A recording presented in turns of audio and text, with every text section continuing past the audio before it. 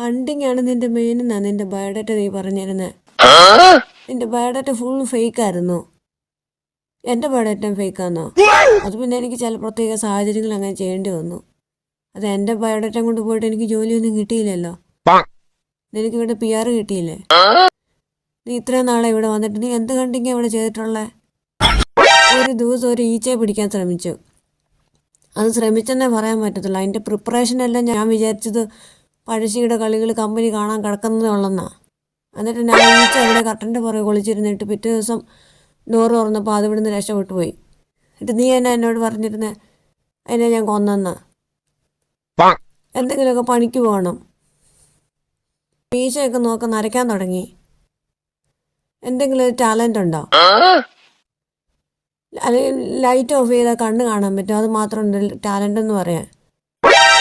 അല്ലെങ്കിൽ പിന്നെ അതിൻ്റെ ഈ ലൈറ്റെല്ലാം ഓഫ് ചെയ്തിട്ട് ഇരുട്ടത്ത് നടക്കുന്നതിൻ്റെ അങ്ങനെ എന്തെങ്കിലുമൊക്കെ കുറച്ച് വീഡിയോസൊക്കെ എടുത്തിട്ട് യൂട്യൂബിലൊക്കെ ഇട്.